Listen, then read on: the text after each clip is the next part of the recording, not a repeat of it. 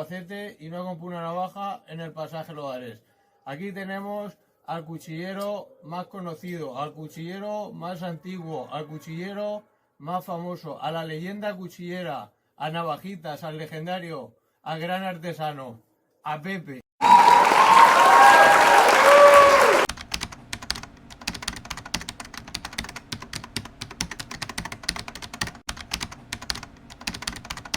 Buenas tardes y bienvenidos una vez más a vuestro canal, a nuestro canal para trabajar herramientas. En la historia del día de hoy, con el cuchillo del día de hoy, va a haber un poco, al principio, un poco de canto generacional. Sabéis que siempre me gusta hacer referencia a todos aquellos parroquianos que sois más o menos de mi generación. Alguien nos describió como la generación de la mochila, las botas y la canción. Decía esto porque cuando me viene a los oídos, yo que nací a finales de los 60 y que fui adolescente en los 80, cuando me viene a los oídos la palabra cocodrilo, caimán, alligator, siempre me vienen indefectiblemente a la cabeza unas imágenes.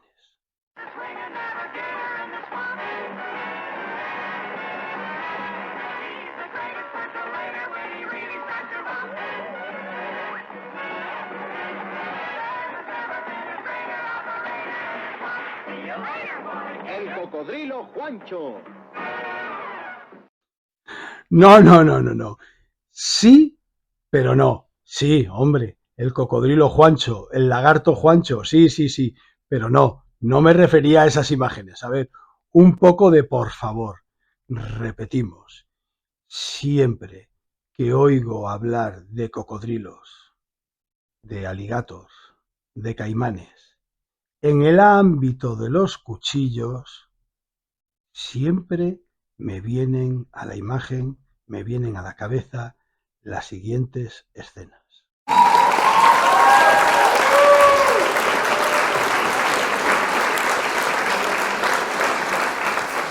Bueno, pues ¿qué ha sucedido? Ha sucedido que me han bloqueado el vídeo en 300 no sé cuántos países por contenido protegido. Había colocado las famosas escenas de Cocodrilo Dandy cuando le intentaban atracar y decían que tenían un cuchillo y él sacaba el cuchillo de grandes dimensiones de la espalda. ¿Os acordáis? Y decía, ¿eso es un cuchillo? Eso no es un cuchillo. Esto es un cuchillo. Pues eso es lo que ha sucedido. Entonces reedito el vídeo y os lo vuelvo a colgar. Qué pena, no vais a poder ver la mítica escena de Cocodrilo Dandy. Otra vez será.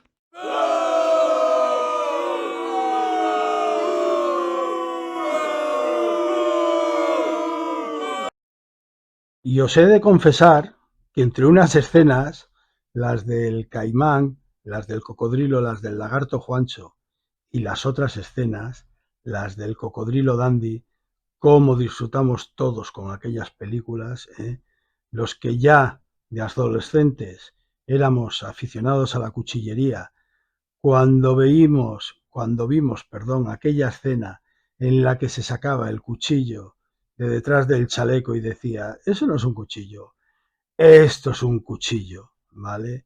Cómo disfrutamos esa escena en los cines. Bueno, pues dicho esto, os tengo que decir que entre una escena y otra, la memoria infantil me retrotrae a una circunstancia que vivimos un poco los niños de Valencia, ¿no? Y era que en Valencia, muy cerca de Correos, muy cerca, creo recordar que haciendo esquina con la calle Correos, no me hagáis mucho caso porque por esa zona hay calles que han cambiado muchas veces de nombre, había una conocida peletería, había una conocida zapatería.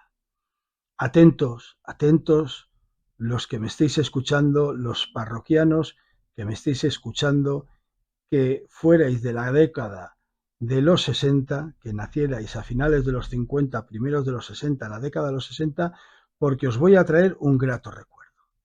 en esa peletería, en esa tienda de bolsos, en esa zapatería de zapatos de piel, de categoría, había un escaparate en el cual había un cocodrilo. Sí, señores, un cocodrilo vivo. Y es que, como dicen los libros, eran otros tiempos, ¿eh? Eran otros tiempos. Hoy en día sería impensable, ¿eh?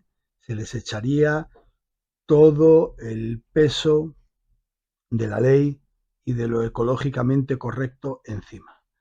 Pero por aquellas épocas no existían las normativas ni las restricciones que existen hoy en día. Y el dueño de la tienda no se le ocurrió tener mejor reclamo. Parece ser que en un principio hubo 2 cocodrilos, pero que uno, el pobre, fijaros lo que son las cosas de la época, uno, el pobre, murió electrocutado y ya es mala suerte, ya es mala suerte. La verdad es que no es nada gracioso, son por las circunstancias de la época en la que era, porque se debió de, no recuerdo muy bien, esta anécdota la he oído contar varias veces, la verdad es que es una anécdota triste, penosa, desagradable. Se debió de electrocutar con el calentador de agua de aquella época, o se debió de quemar con el calentador de agua. Total, tras esta desgracia de los 2 hermanos, quedó un cocodrilo que yo recuerdo que estuvo mucho tiempo en ese escaparate, en el cual, os voy a aportar una fotografía, en el cual había un estanque, había hecho un estanque en el escaparate. Creo recordar que por la noche, o ya fuera de horarios comerciales, el comerciante sacaba al cocodrilo del escaparate y tenía un recinto en la trastienda, porque la trastienda se ve que era muy grande, incluso allí fabricaban bolsos y fabricaban zapatos y tal, un recinto ya para que el cocodrilo estuviera a sus anchas. Pero durante el horario comercial, el cocodrilo era la vedette, era el reclamo comercial de aquella tienda. Toda la chiquillería de Valencia, yo creo que acabamos con las narices pegadas delante de aquel escaparate para ver al cocodrilo. Mi madre se reía mucho porque decía que yo, con mi lengua de trapo, porque era muy pequeño, decía cucudrulu, que no era capaz de decir cocodrilo, y decía cucudrulu. Bueno, yo lo recuerdo vagamente porque era muy pequeño, pero lo recuerdo.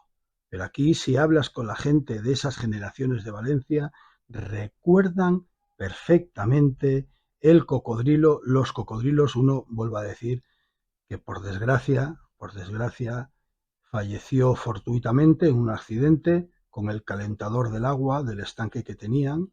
Reitero, no sé si electrocutado o quemado por el calor, pero el otro hermano, sobrevivió bastante tiempo y hizo la delicia de los niños valencianos. Eran épocas en las que también en el circo habían fieras, y en el que, al acabar las funciones del circo, nos podíamos subir encima del elefante que sacaban a la pista central para hacernos una foto encima de él. Eran épocas de Ángel Cristo, de sus leones, de sus tigres. En fin, eran otros tiempos. No voy a entrar a meterme en camisas de 11 varas. Hoy en día esto no es posible. Yo no voy a hacer ningún comentario al respecto, ni positivo ni negativo. Hoy en día esto no es posible. Desaparecieron los circos de animales, desaparecieron los coches de caballos de la Plaza de la Virgen, desaparecieron los feriantes ambulantes que iban calle por calle con una cabra que tocaban la trompeta, y la cabra se subía en posiciones inverosímiles encima de taquitos que le iban colocando los feriantes, y luego pasaban el cepillo y la gente les daba dinero. ¿Cuántos sábados por la mañana no me habré despertado yo al toque de la trompeta de aquellos feriantes que venían con la cabra? Todo este tipo de espectáculos y todo este tipo de exhibiciones se ha terminado, se ha acabado. Hay una ley de protección animal, todo esto hoy en día es totalmente impensable,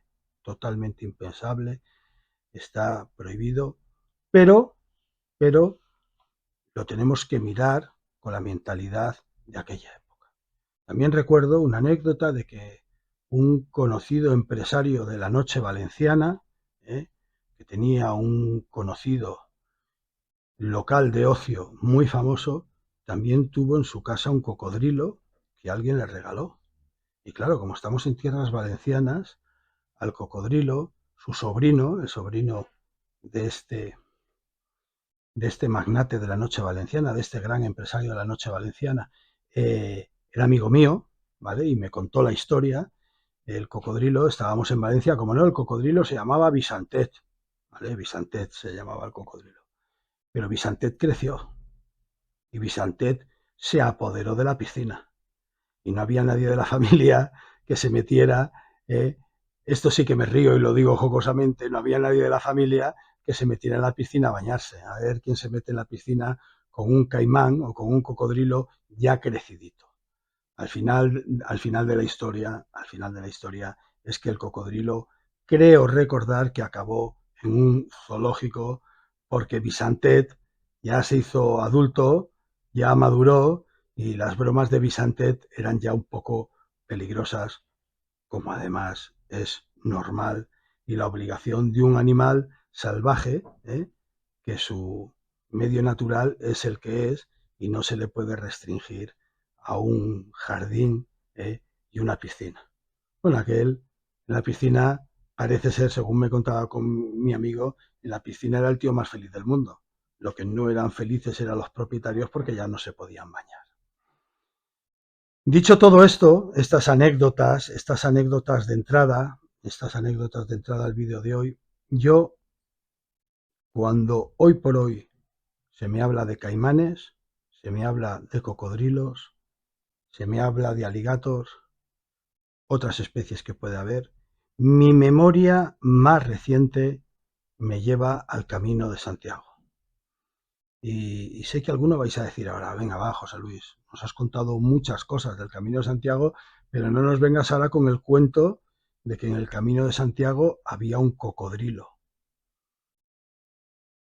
Pues sí, y no es un cuento. Y de hecho os voy a enseñar fotos. No, parece ser que no era ni un cocodrilo, ni era un caimán, ni un alligator. Es otra especie de la familia de estos reptiles. Creo que es correcto llamarles reptiles, de estos reptiles, una subespecie sudamericana o centroamericana, una subespecie hispanoamericana, que ahora os voy a contar la historia. Mirad, para mí una de las rutas más bonitas, más impresionantes del Camino de Santiago, porque siempre os insistiré y os recordaré que está el Camino de Santiago y los caminos a Santiago. El Camino de Santiago, para mí, totalmente es el camino francés. El camino francés, que fue una auténtica autovía, una auténtica autopista de culturas, idiomas, costumbres, que vertebró Europa a Santiago de Compostela. Mucha gente no duda en decir, muchos historiadores no dudan en decir que la vieja Europa creció, nació y creció peregrinando a Santiago de Compostela. Fue el nexo de unión en aquella época. Pues bueno, luego están los caminos de Santiago y hay un camino a Santiago, uno de esos caminos a Santiago, más antiguo de lo que parece, pero no por ello más conocido, que es la ruta vadiniense. ¿Cuál es la ruta vadiniense? La ruta vadiniense es aquella ruta que va una vez que has terminado el camino lebaniego, el camino de Santiago que va de San Vicente de la Barquera,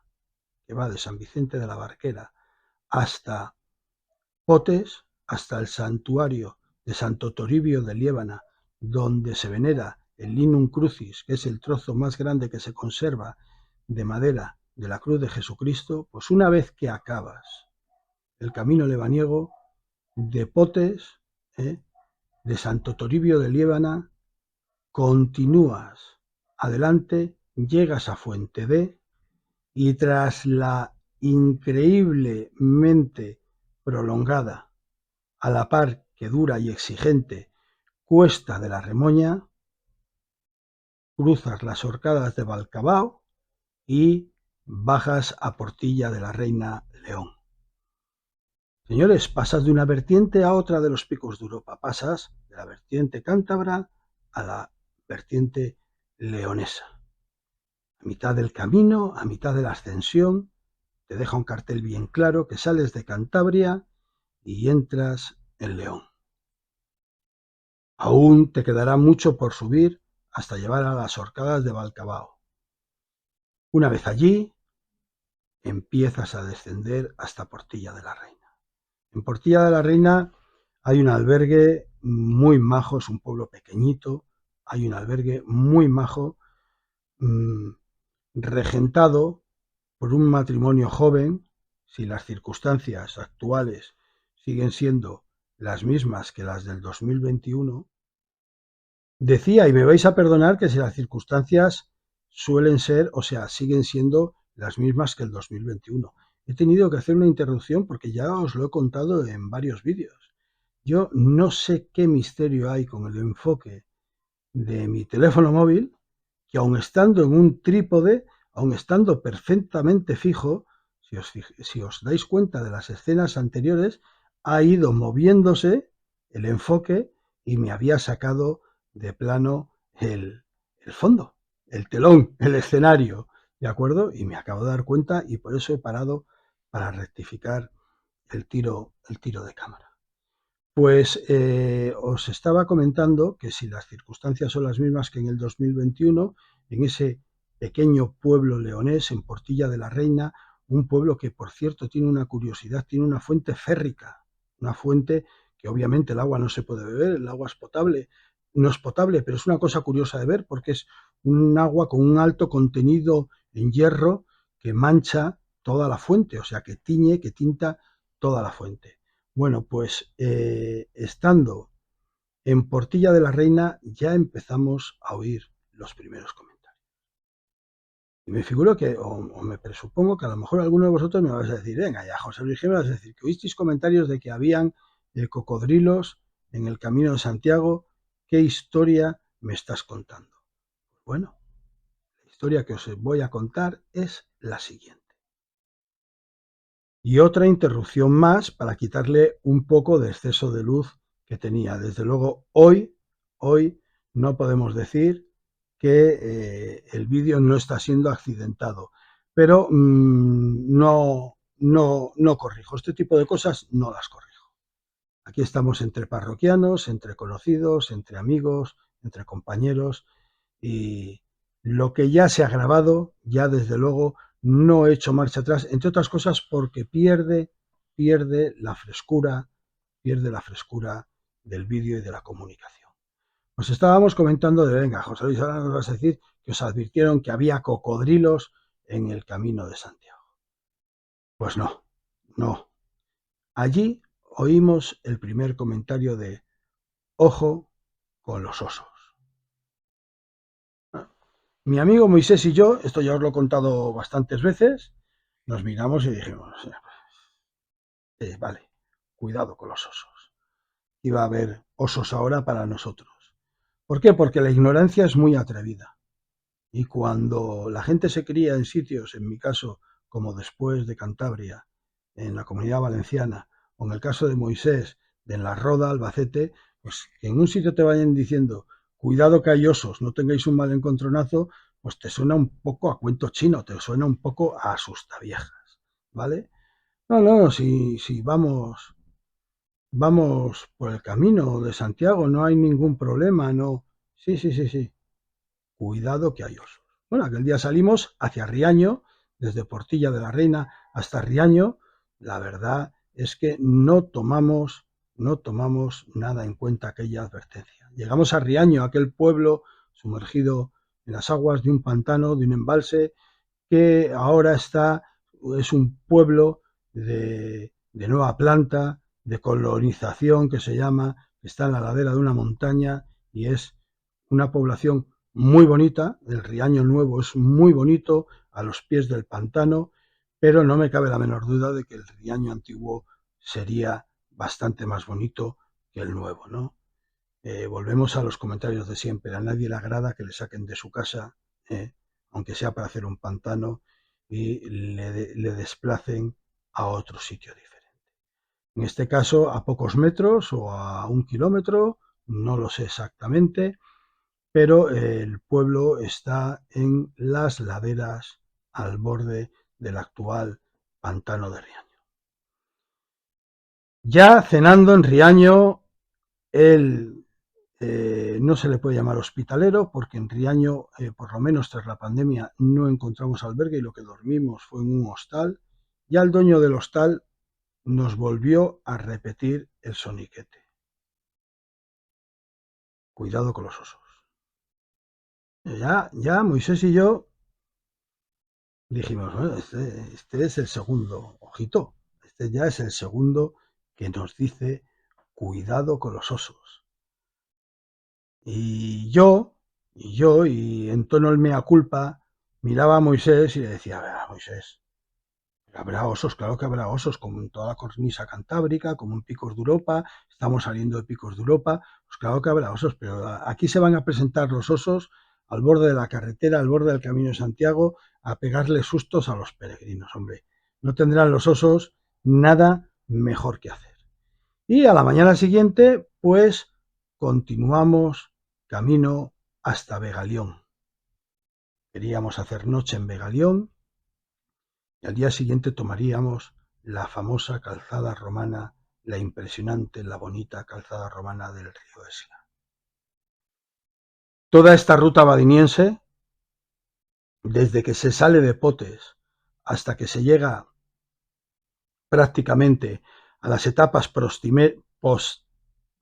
cercanas, vamos a decirlo así, a las etapas cercanas a Mansilla de la Mulas, que es donde la ruta badiniense desemboca otra vez en el camino de Santiago francés, hasta las etapas, unas pocas etapas anteriores de Mansilla de las Mulas, el camino este camino de Santiago, la ruta badiniense, es bestialmente bonita, bestialmente salvaje, bestialmente repleta de naturaleza.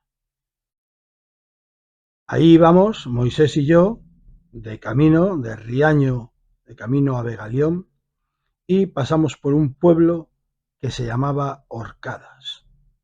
Al rato de cruzar el gran puente que hay a la salida de Riaño, de descender, todo lo que hay que descender, tras la presa, tras los túneles, se atraviesa un túnel, descender todo lo que hay que descender, llegamos a una aldea que se llamaba Orcadas, que se llamaba y que se llama Orcadas. Y en Orcadas tuvimos la suerte de que era uno de esos días de la semana, porque se ve que no toda la semana, tuvimos la suerte de que era uno de esos días de la semana que había un bar abierto. Aquello era una auténtica lotería. Iba a decir, tío, exagerado no. Los que peregrinamos tras la pandemia, ¿vale? Nada más levantarse el estado de alarma, supimos mucho de encontrarnos albergue tras albergue cerrado, bar tras bar cerrado, tienda tras tienda cerrada, porque todavía España era un país que estaba despertando de esta pesadilla llamada COVID, ¿no? Entonces, que en lo más profundo de los montes leoneses, o sea, después de cruzar los picos de Europa, en la zona de Riaño, en una aldea, de repente te encontraras un bar abierto, por aquellas fechas, era algo importante y de agradecer. Regentaba el bar una señorita que era, bueno, un encanto de persona. Ya siento no acordarme del nombre de ella. Un encanto de persona. Allí tenía que estar tras la barra con su mascarilla, y a la vez nos confesó en estas conversaciones que se tiene con la gente, y además conversaciones que se extendían por aquellos tiempos, se extendían un poco más porque la gente estaba un poco cansada de haber estado tanto tiempo encerrada. La gente tenía la necesidad de hablar, de expresarse, ¿no? Y nos contó que aparte de tabernera, a días sueltos, en un pueblo por el que posteriormente, días después pasaríamos, regentaba también una peluquería, ¿eh? Esta España de emprendedores. La chica se buscaba la vida, se ganaba los cuartos, regentando desde un bar taberna de una pequeña aldea en lo más profundo de los Montes Leoneses a una peluquería posteriormente en otro pueblo ya un poco más grande.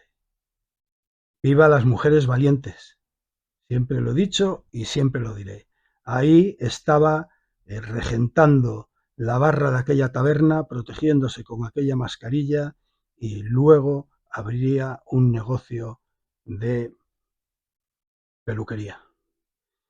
En fin, pues ya estábamos allí, le dijimos que queríamos comer, que si era posible, nos dijo que bueno, pues que lo que había, ¿no? Que lo que tuviera en la cocina, de una manera o de otra, nos preparaba. Yo creo que al final acabé con los huevos con patatas de toda la vida que tanto me gustan. Y sí, lo reconozco, lo confieso. Me gustan los huevos con patatas más que a un tonto los palotes, que es el refrán antiguo que se decía. Me encantan los huevos con patatas. Bueno, pues estando en la barra, departiendo con ella, yo le hice un gesto a Moisés y le dije, oye, qué rabia me da no acordarme del nombre de aquella chica. Le dije, te vamos a preguntar una cosa en confianza. ¿De verdad hay tantos osos aquí en la zona que ya nos están advirtiendo desde Portilla de la Reina, cuidado con los osos? La chica se sonrió y nos dijo, toma, y cocodrilos.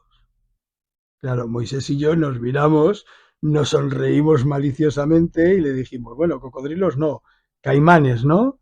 Alguna persona mayor, sabéis que en muchas profesiones, a la gente cuando ya es muy veterana, cuando ya está cerca de la jubilación, se les da el apodo de caimanes, ¿no? Entonces, Moisés y yo pensábamos que de alguna manera iba por ahí porque el barecito estaba lleno de concurrencia del pueblo, le dijimos, bueno, más que cocodrilos, caimanes, ¿no? Y me dijo, no, no, no, cocodrilos, caimanes, como lo quieras llamar. Aquí, en Orcada mismo hay. Claro, la miramos atonitos y le dijimos, ¿en serio nos estás tomando el pelo, verdad? Se echó a reír a mandíbula batiente y me dijo, no, no, no. Y nos señaló, giraros y mirar encima de la puerta de la entrada del bar. Y era verdad, señores, encima de la entrada de la puerta del bar había un espécimen, no sé de qué subespecie, pequeño, de cocodrilo. Nos quedamos, vais a ver las fotos, os las voy a enseñar, nos quedamos sorprendidos, a la par que divertidos, y nos reímos con ella y nos dijo, no, es que los antiguos dueños de este bar estuvieron muchos años en Hispanoamérica, en Centroamérica, en Sudamérica, y cuando volvieron se lo trajeron disecado como recuerdo del sitio donde estuvieron viviendo. Dice, tiene muchísimos años, nunca nos han llamado la atención y tal, porque tiene muchísimos años, es una pieza disecada viejísima, antiquísima, ¿no? Dice, y ahí está colgada, dice, la dejaron los antiguos dueños y ahí sigue, dice, pero ya veis que en Orcadas hay cocodrilos, pues vaya, fue el cachondeo, hay que venir al Camino de Santiago para cruzarte con un cocodrilo, ya verás cuando contemos que hay cocodrilos en el Camino de Santiago. Bueno, habíamos sido un poco la atracción del pueblo porque de repente tras la pandemia, bueno, ya había pasado un tiempo desde que se había levantado el estado de alarma porque salimos desde Francia, entonces recorrimos todo el camino de Santiago francés hasta Burgos, en Burgos por la ruta del Cid, por el páramo de Masa, por el puerto del Escudo bajamos a Cantabria, hicimos un tramo del Camino del Norte, de allí el camino lebaniego, del camino lebaniego al camino badiniense y allí estábamos en Orcadas, ¿no? Y había pasado un tiempo desde que se había levantado el estado de alarma, pero en ese momento fuimos nosotros un poco las vedettes del pueblo de han llegado dos peregrinos, los dos primeros peregrinos que aparecen por aquí tras la pandemia. Y entonces, pues ya sabéis lo que pasa en la vida de los pueblos pequeños, ¿no? Allí concurrió todo el pueblo, allí se reunió todo el pueblo, prácticamente todo el pueblo, pues a tomarse sus chatos, a tomarse sus cervezas, a tomarse sus tapas, pero muy divertidamente a hablar con nosotros, pero abiertamente, ¿eh? A tumba abierta, no se cortaron ni un duro, desde que entraban por la puerta del bar, ¿y estos quién son? ¿Y que de dónde han venido? Y contarnos y tal. Bueno, yo creo que contamos la historia 3 o 4 veces a medida que se iban sumando más parroquianos al bar. Nos dio pena porque nos contaron que en ese pueblo había habido un albergue, pero que con el tiempo Castilla-León, perdón, y que nadie se me enfade, por Dios, porque ya sé que alguno ahora dirá, León sin Castilla, Castilla sin León, yo no entro en esos fregados, disculparme, pero parece ser que Castilla-León, la comunidad autónoma, había recrudecido las normativas sobre los albergues, según nos contó todo el pueblo que estaba allí reunido en el bar, y el albergue de peregrinos que tenían en la aldea de Orcadas, que a ellos les encantaba, ellos estaban súper contentos de tener un albergue por el que pasaran los peregrinos, se quedaran allá a dormir, se quedaran allá a cenar, se quedaran a comer, como no, le daban algo de vidilla a una aldea pequeña leonesa, pues perdieron la categoría del albergue porque parece ser, según nos contaron, como se estaba diciendo, que subió las exigencias, subieron el listón de las exigencias para que se pudieran tener albergues abiertos y al final el albergue acabó convirtiéndose en un negocio de turismo rural, en una casa rural, que también iba gente, pero era lo que nos decía la gente del pueblo. Sí, a la casa rural también viene gente, pero no es lo mismo, no es lo mismo, porque cuando estaba el albergue veníais muchos y si no había sitio, os hacíais sitio entre vosotros y aquí había mucha gente y por aquí pasaba mucha gente y estaba muy bien y venían aquí al bar. Bueno, aquella fue la conversación con la que pasó las horas que estuvimos allí para comer hasta que seguimos camino a Begalión. Antes de irnos, la chica, en voz alta, siempre creo que ya he dicho la expresión, la chica reinaba tras su barra, gobernaba tras su barra, porque se daba cuenta, se percibía, nos dábamos perfectamente cuenta de que esa chica allí estaba haciendo una labor social. Venga ya, José Luis, no exageres, no, sí. En un pueblo de estos pequeños, con una población ya mayor, que se mantenga un bar abierto, que se mantenga un punto de encuentro, un centro de reunión, es una labor social. Entonces ella, al concurrido público, les dijo, bueno, los muchachos me han preguntado si es verdad que hay peligro con los osos. Y enseguida toda la gente mayor del pueblo, cuidado, que sí, que no va de broma, que tal y que cual. Y al final yo les dije, oiga, mire, al final les vamos a tener que creer, porque desde Portilla de la Reina nos lo llevan avisando, pero bueno, nos lo estábamos tomando un poco a broma, tan a broma como lo del cocodrilo que tienen ustedes aquí. Y ya, no, 3 o 4 señores mayores nos dijeron, no, mira, va en serio, no vayáis en excesivo silencio, no os salgáis a zonas agrestes, ir por los caminos marcados, tal, tener las precauciones debidas porque lo de los osos no es broma. Lo de los osos en esta zona va en serio.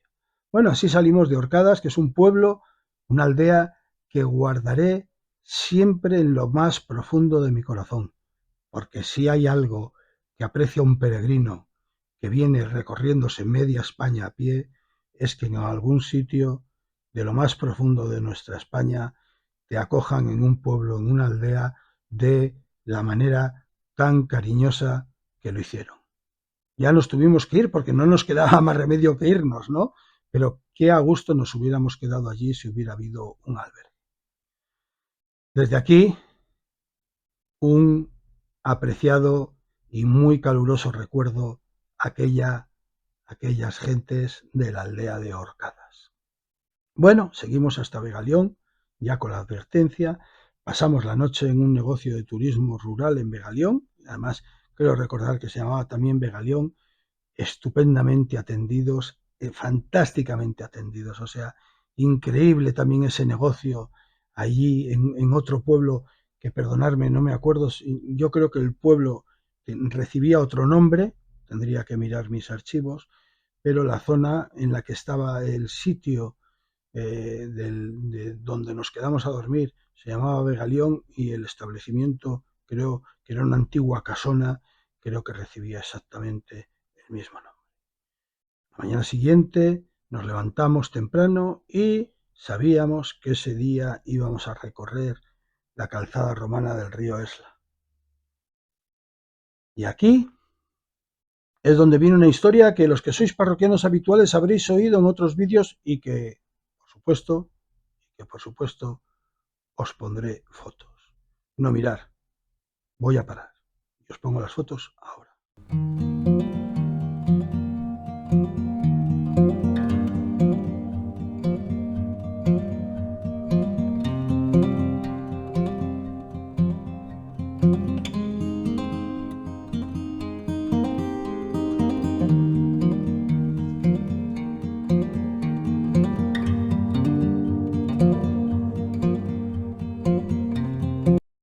Bueno, ¿cómo se os ha quedado el cuerpo? Efectivamente, huellas de oso pardo.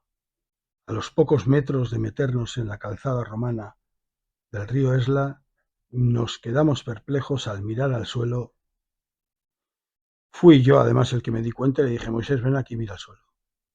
Nos quedamos totalmente perplejos.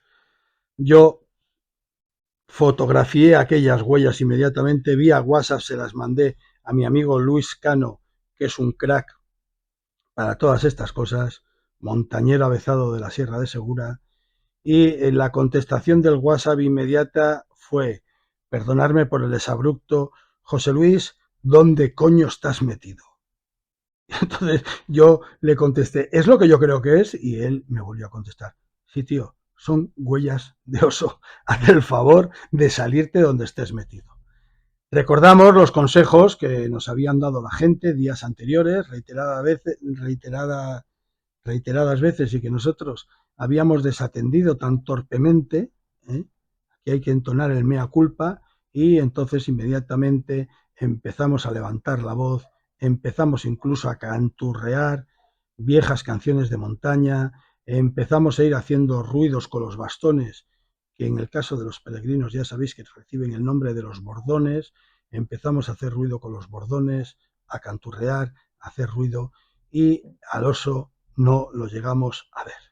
Hicimos lo que nos recomendaron, lo prudente, lo que se sabe, intentar por todos los medios a avisar al oso, al plantígrado, bueno, ahora no me saldrá cómo estamos, al plantígrado de que estábamos en la zona, hacer ruido, y no llegamos, creímos llegar a oír la expresión en el argot, romper el monte a lo lejos, o sea, ruido de matorrales, etcétera, pero el oso, gracias a Dios, o la osa, gracias a Dios, no lo llegamos a ver.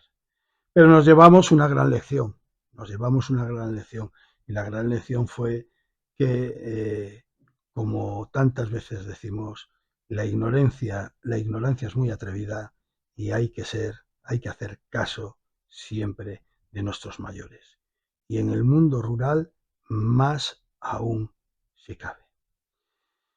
Bueno, y no voy a prolongar más la historia de hoy, porque la historia de hoy era de cocodrilos, de caimanes, por el nombre del cuchillo que nos ocupa hoy, el cuchillo Caimán de J.V., un cuchillo que me encanta, que me gusta muchísimo, y ahora os explicaré por qué. Un cuchillo muy portable, un cuchillo que puede ser perfectamente el perfecto, valga la redundancia, binomio de un cuchillo de grandes condiciones, de grandes dimensiones, un cuchillo muy, muy útil. Y a colación del nombre de J.V. Caimán, me ha venido a la cabeza los recuerdos que os he contado del cocodrilo Juancho, de cocodrilo Dandy, y cómo no, de aquel cocodrilo que nos encontramos en Orcadas, en el camino de Santiago, en la ruta badiniense, cuando íbamos sorteando osos y nos encontramos con un cocodrilo. Estas son las historias que yo suelo decir, lo que uno se encuentra por esos montes de Dios. Y es verdad, la gente que habéis pateado mucho a lo largo y ancho de la geografía nacional, sabéis que este tipo de guiños, que este tipo de cosas pasan, suceden y luego las recuerdas toda la vida. Por favor, si alguien es cercano a Orcadas, o pasa por Orcadas, o conoce a gente de Orcadas, no dejen de darle recuerdos de aquellos dos peregrinos que un día pasaron por su aldea y que tan bien fueron tratados. Vamos a ver la revisión del vídeo. Del cuchillo. Perdón, la revisión del cuchillo.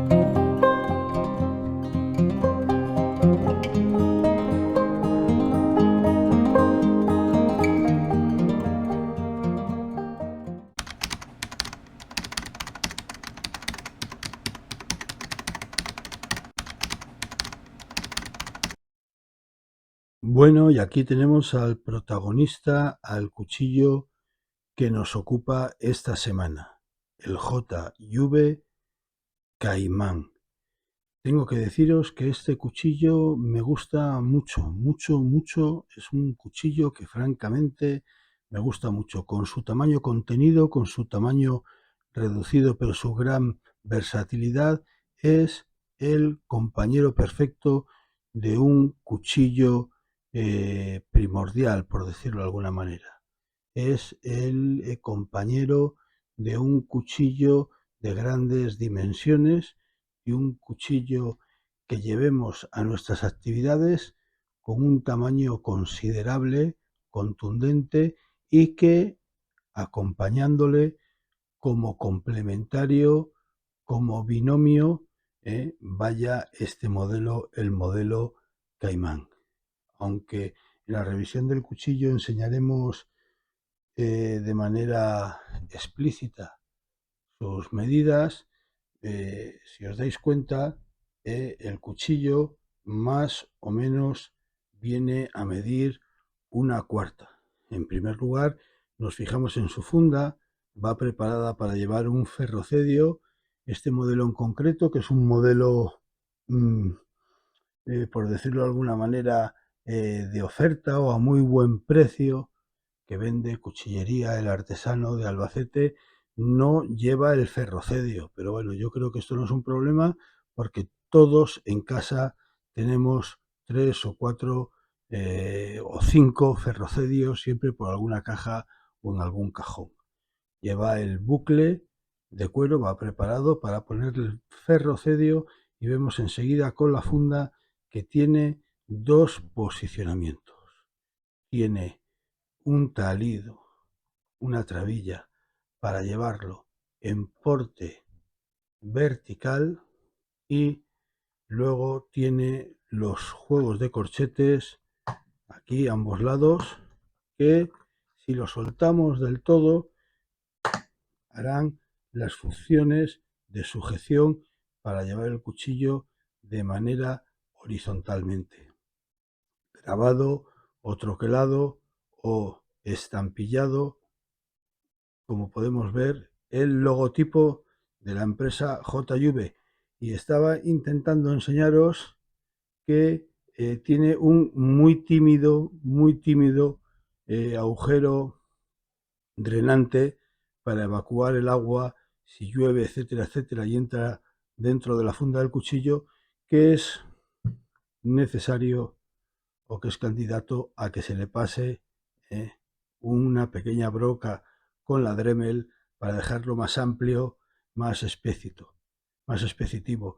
Probablemente no será ni un agujero drenador siquiera, si simplemente el hueco que ha quedado de plegar la funda de cuero, pero que, como acabamos de decir, con una Dremel se podrá dejar en las funciones que estamos comentando. Trebilla o trabilla cerrada con corchete que sujeta las orejeras de la funda. Últimamente estamos viendo en algún que otro cuchillo del canal de estas semanas atrás este mismo tipo de funda, y que al cerrar y sujetar el cabo del cuchillo presiona y hace que las orejas, por decirlo de alguna manera, las orejeras de cuero de la funda del cuchillo abracen y sujeten el cabo del cuchillo, quedando simplemente, como podéis ver, un par de dedos de dicho cabo o de dicho puño del cuchillo fuera de el mismo. Si procedemos a sacar el cuchillo, veremos, perdón, se ha desenfocado, veremos cuál es el cuchillo de esta semana. Es una lástima porque en otros modelos he podido ver que la funda va con un bulón, con un tetón fijo, con un cierre de gemelo o de mosquetón, como se le quiera llamar, que a mí francamente me gusta bastante más que este cierre por corchete. Pero bueno, en este modelo en concreto, porque hay diferentes cuchillos JV Caimán con algún que otro terminado y con algunas que otras diferencias, entre ellas, por ejemplo, en este cierre de la funda que os estoy diciendo, en este modelo en concreto, que yo entiendo que es pues como un modelo básico, como un modelo simple, por desgracia, para mi gusto, el cierre de la funda va por corchete. Hemos tenido que cortar un momento el vídeo, hacer una interrupción para abrir un poco el tiro de cámara porque lo tenía demasiado cerca del cuchillo y, como habréis podido observar, ante el movimiento de las manos y del cuchillo se desenfocaba. Vamos a ver si ahora con este tiro de cámara a esta distancia ya no nos produce este problema. Para terminar con la funda, que estábamos casi acabando con ella, diremos que es de una baquetilla de calidad, de un cuero negro, de un grosor bastante aceptable y que lo único negativo que yo le veo a la funda, porque bueno, a veces hay cosas que no nos gustan y yo creo que no pasa nada por decirlas. Lo único negativo que yo le veo a la funda es que el talid de porte vertical va con corchete. A mí esto no me gusta ni mucho ni poco, no me gusta nada, ¿eh? Ya sabéis lo que opino, de que es una manera muy fácil de perder el cuchillo cuando te metes en un sotobosque o en unas brañas o en unos romerales. Yo creo que se ha hecho, ni siquiera, fijaros, va fija o va fijada el talid, que está hecho con una suerte de trebilla o de trabilla, eh, está fijado con un pasador, ¿de acuerdo? Pero que ni siquiera es por la función o ni siquiera le da la función de bascular a la trebilla o trabilla, ¿eh? Y va cerrado con un corchete y a mí este sistema no me gusta absolutamente nada. De hecho, ya sabéis que cuando tengo este sistema de talid, lo más seguro es que este corchete acabe condenado, acabe fijado con un super pegamento para que no se pueda producir lo que os estoy diciendo. Reitero, no es el sistema que más me guste que estas trevillas o travillas. Saludos, como siempre, a mi amigo Julio de Burgos. Siempre que digo trevilla o travilla, me acuerdo de mi amigo Julio. ¿No sabéis quién es mi amigo Julio? Bueno, pues esperar unos segundos que os voy a enseñar quién es mi amigo Julio. Y abajo está el rodaballo, ¿eh? Berberechos, gambas y demás. ¡Ay, qué rico me está quedando! Bueno, pues ya habéis visto quién, un poco en tono de humor y con todo el aprecio y con todo el cariño de mi amistad hacia él, ya habéis visto un poco quién es o de lo que es capaz mi amigo Julio de Burgos. Y como siempre, cada vez que digo Trevilla o Travilla, me acuerdo de él y lo menciono. En definitiva, de la funda diré que gustándome el tipo de funda de cuchillo que es, gustándome la calidad de la baquetilla de cuero que tiene, gustándome, que ya lo he dicho más de una vez, aunque a la gente no le agrada mucho, que tenga estas orejeras, que mediante la trebilla o trabilla las mantienen sujetas y cerradas alrededor del cabo del cuchillo, protegiendo bastante el mango o el cabo del cuchillo, pese a que todo eso me agrada, pese a que digo que prácticamente no tiene agujero drenante o drenador y que hay que repasarlo con una Dremel. La parte negativa que no me gusta es que vaya cerrado con corchetes tanto la trebilla o trabilla del cuchillo como del talid. Y reitero, es una pena porque he visto que algunos modelos de este cuchillo, en algún vídeo he podido ver que algunos modelos de este cuchillo, en lugar de corchete, llevan tetón fijo o de gemelo o de mosquetón, que se suele decir. El cuchillo en sí de esta semana he empezado a decir que me gusta mucho por su tamaño contenido, por su tamaño compacto y por su morfología.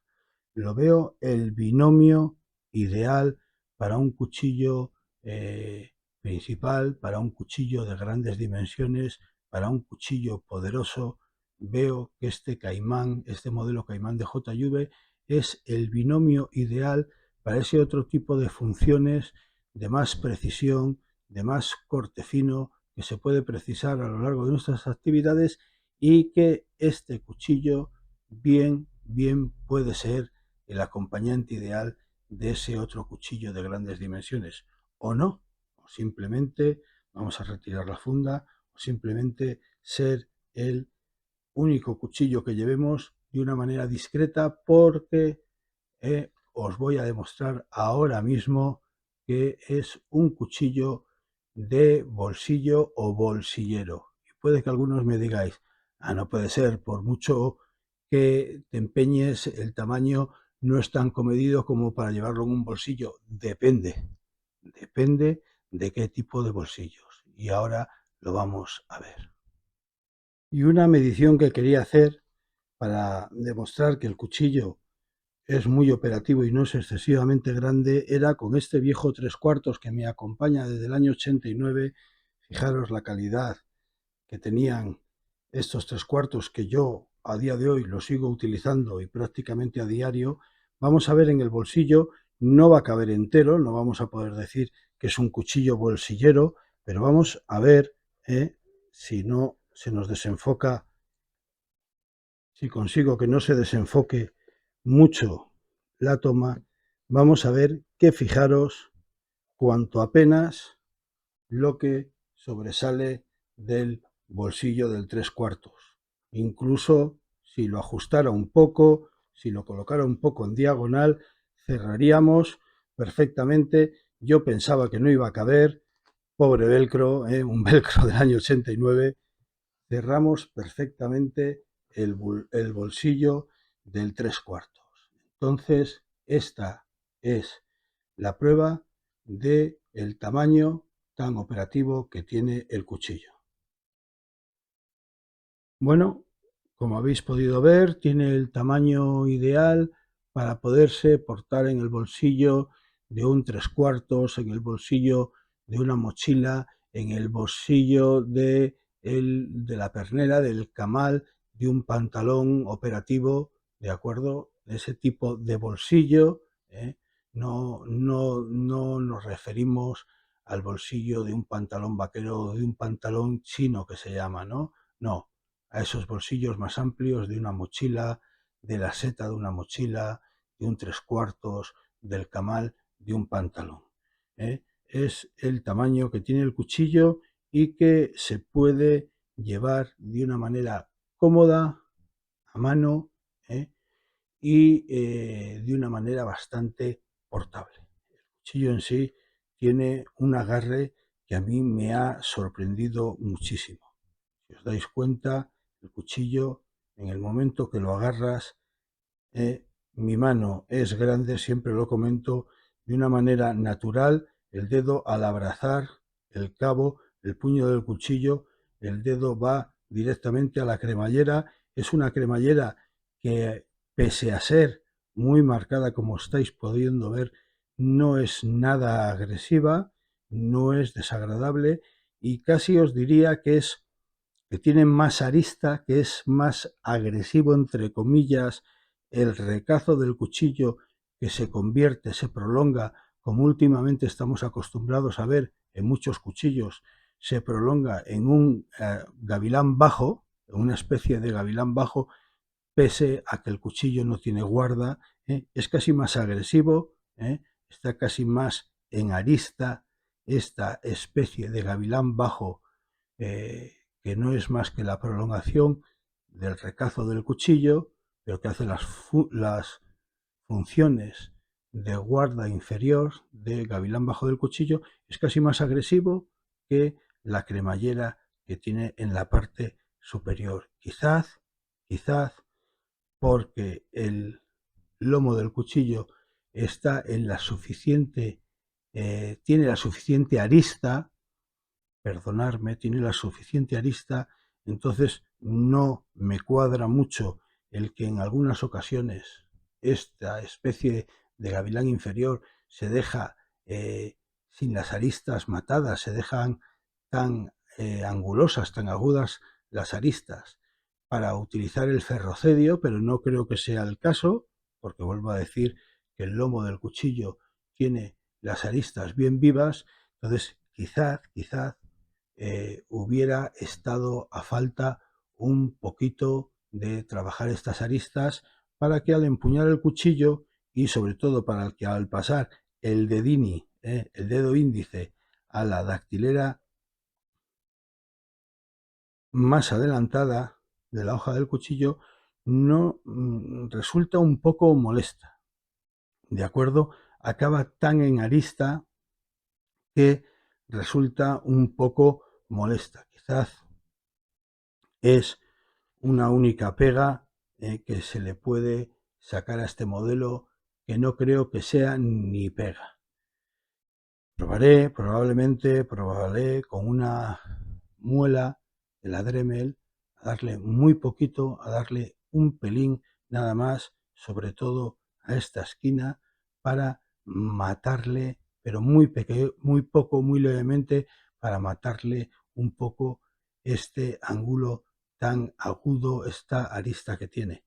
Porque sí que es verdad que cuando empuñamos el cuchillo metiendo el dedo en la dactilera, en lo que mucha gente llama el choid, sí que resulta, ¿veis? Ahí sí que resulta un poco incómodo. Nada que decir del tamaño de la dactilera o del choid, porque aunque es un poco somero, aunque es un poco justo, el tipo de agarre que tiene el cuchillo en esta posición adelantada no va a permitir que el dedo se mueva de la dactilera. ¿De acuerdo? Si somos conscientes de lo que estamos haciendo en esos momentos, el dedo no se va a mover para nada de ahí. Y vemos que metiendo el dedo índice en la dactilera, en el choid, en esta posición adelantada, ¿de acuerdo? Después del recazo que hace las funciones de gavilán inferior, vemos que en este agarre, fijaros todo el cabo del cuchillo que nos sobra, perdón, todo el cabo del cuchillo que nos sobra por detrás. Luego, si empuñamos el cuchillo normalmente, aún así, fijaros que de la empuñadura, del mango, del cabo del cuchillo, del puño del cuchillo, fijaros que nos sobra prácticamente todo lo que sería el rompecráneos o el rompecocos. Es un cuchillo enterizo, con unos liners o separadores de color verde, con unos asentadores verdes muy bonitos, ¿eh? Yo creo que haciendo una alegoría al caimán, un color verde muy bonito. Y bueno, pues el cuchillo está encabado con unas cachas de micarta muy llamativas que por la luz, no sé si os voy a poder enseñar bien por el tipo de luz que tengo, pero que a bien seguro las vais a ver perfectamente en la galería fotográfica del cuchillo. Si os dais cuenta, me gusta mucho que la morfología del cuchillo muy levemente hace una media luna invertida, ¿eh?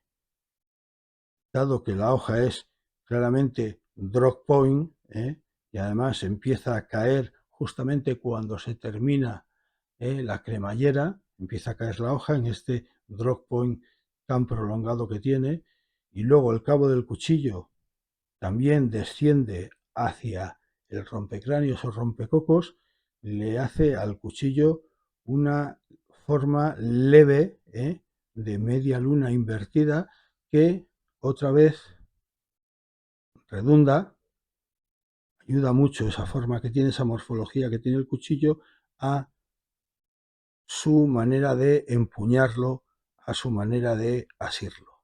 Reitero que me gusta muchísimo, es un cuchillo muy cómodo para trabajar con él, tanto en su agarre normal como en su agarre adelantado para trabajos, para faenas más meticulosas, más que precisen de, valga la redundancia, de más precisión en el manejo del corte del cuchillo. Me vais a perdonar, pero estáis viendo que a medida que manipulo el cuchillo, por la luz, hoy no estoy trabajando, no estoy grabando con la luz más adecuada y va un poquito loco el objetivo del cuchillo. Bueno, ya estamos metidos en harina y ya no tiene mucha solución. Vemos que el cuchillo tiene una prominente mesa que se va reduciendo a medida que desciende el drop point, es un vaciado plano, y así lo entiendo porque mirad, no tenemos una regla, pero le colocamos la madera esta encima y claramente se puede ver que la hoja tiene un vaciado plano de esos que a veces cuando se produce la transición del vaciado plano a la mesa del cuchillo, te puede dar, al pasar el dedo, te puede dar un poco la sensación de decir, puede ser un pelín cóncavo, pero no. Ya habéis visto con la madera que es un vaciado plano con una mesa que le confiere, que le da mucha fortaleza a la hoja del cuchillo, con un amplio recazo. Hay gente que les molesta los recazos, esto a veces ya somos muy reiterativos, ¿no? Hay gente que le molesta los recazos, que quiere que el filo llegue hasta el mismo borde del cabo del puño del cuchillo para tener más manejo, más precisión en esa zona del filo. A mí la verdad es que los recazos no me molestan en absoluto, y menos en este cuchillo, que muy ingeniosamente el recazo tan amplio se ha utilizado primero para hacerle una dactilera, o como se suele decir utilizando el barbarismo, un choil, que llama mucha gente, y luego para que el recazo baje ante la ausencia de guarda del cuchillo, para que baje haciendo una especie de gavilán bajo o gavilán inferior, muy útil para que cuando empuñamos el cuchillo no pase nunca la mano a la parte de delante de la hoja, que en este cuchillo es prácticamente imposible. Bueno, imposible no hay nada, ¿no? Pero ya habría que descuidarse mucho para que en este cuchillo la mano se fuera a la parte delantera, se fuera a la hoja, resbalara del cabo y se fuera a la hoja del cuchillo. Qué pena lo que nos está pasando en el vídeo de hoy con la luz.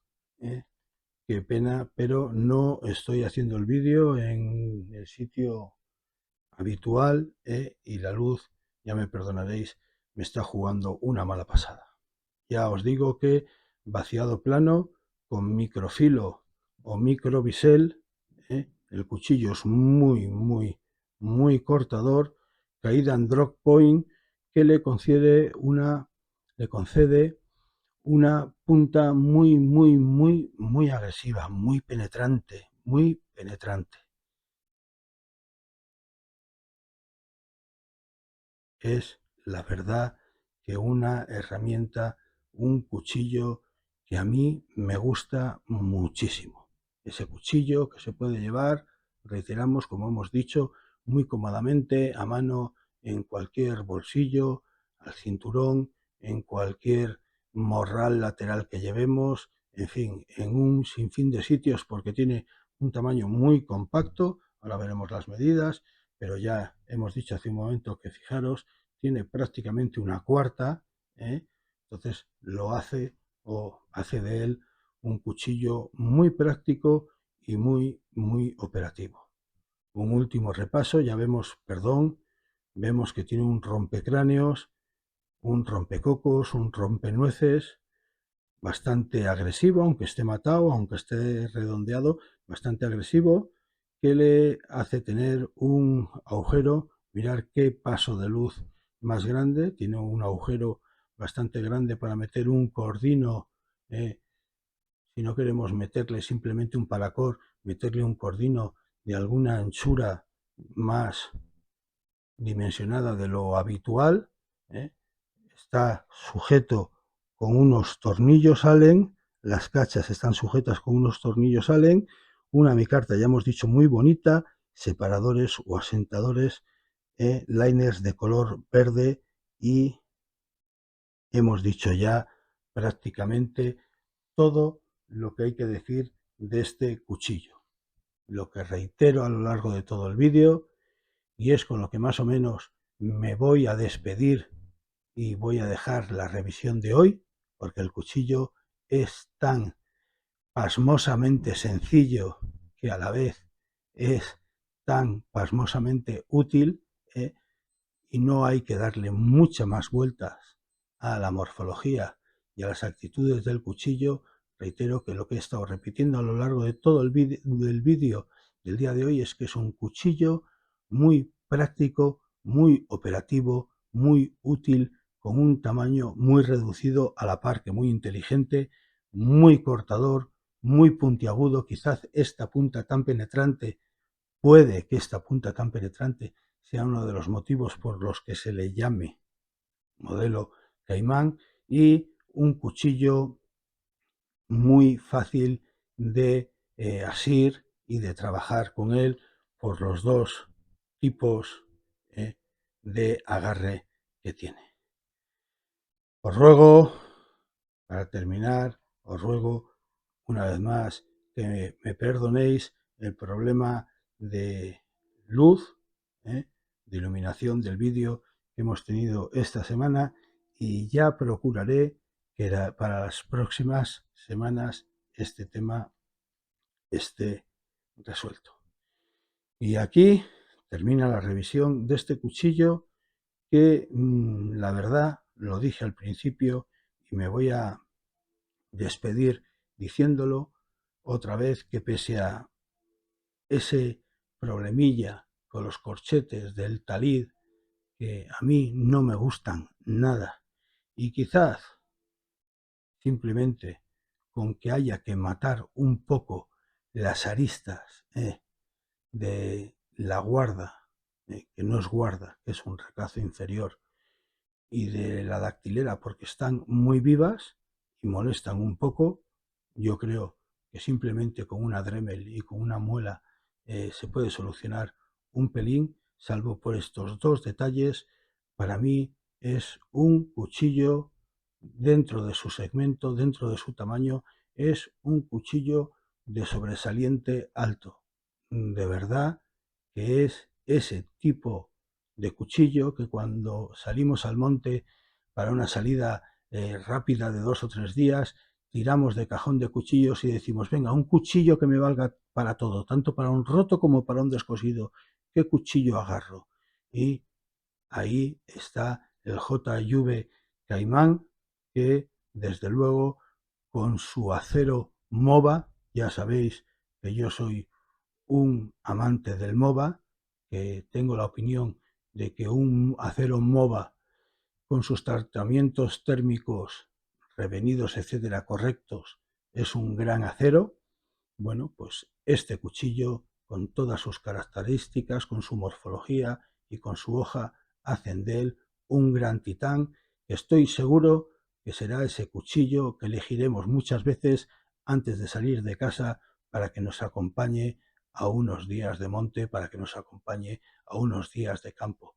Por cierto, hay que decir que en su polivalencia no es solo un cuchillo de supervivencia, no es solo un cuchillo de aire libre, no es solo un cuchillo de bushcraft, sino que también hará la delicia de los monteros y gente que se dediquen a la práctica cinegética. Es un cuchillo que sirve, con eso podemos más o menos resumirlo, es un cuchillo que sirve tanto para un roto como para un descosido.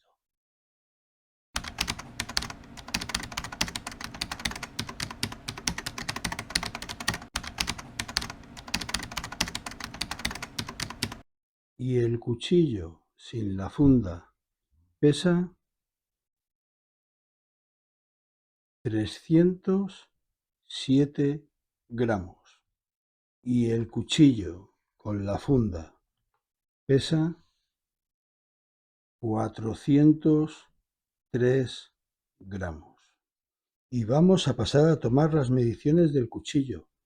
¿Cuánto mide el cuchillo? Pues con el supermetro Bushcraft vamos a tomar las medidas, y el cuchillo desde la punta de la hoja hasta la punta del rompecráneos mide 25 centímetros en su totalidad, de los cuales de hoja tiene como baja en oblicuo las cachas, vamos a coger un término medio, y de hoja tiene 12 centímetros y medio, de los cuales de filo útil tiene 10 centímetros y medio. Si lo miramos desde la guarda inferior que hace el recazo y la dactilera ochoid, miden prácticamente 3 centímetros. Y vamos a ver la medición que hacemos de un tiempo a esta parte para un suscriptor, el cual nos lo pide encarecidamente, y cómo tiene forma ajamonada de guitarra. Vamos a ver, forma de guitarra. Vamos a ver desde la parte que más anchura tiene cuánto mide el perímetro del cabo. Y el perímetro del cabo mide, voy a quitar la mano, 10 centímetros. Bueno, y un poco por curiosidad, se nos había pasado, para aquellos que tienen preocupación por el tamaño de su mano, por cómo les vendrá el cabo, el mango, el puño del cuchillo según su mano, mide el cabo del cuchillo, el puño del cuchillo mide 12 centímetros, los cuales, junto con la arista, por decirlo de alguna manera, del rompecráneos, se pondría en 12 centímetros y medio. Y vamos a ver con el calibre o pie de rey cuál es el grosor de la hoja del cuchillo. Y el grosor de la hoja del cuchillo son, por lo menos en este modelo en concreto del Caimán, en esta unidad en concreto son 5 milímetros de grosor. En algún sitio había leído y había visto que había otros grosores de hoja. No lo sé, lo desconozco. Desde luego, esta unidad de este modelo lo podéis ver con toda claridad. 5 milímetros de grosor de hoja. Todo un tanque para el tamaño que tiene el cuchillo.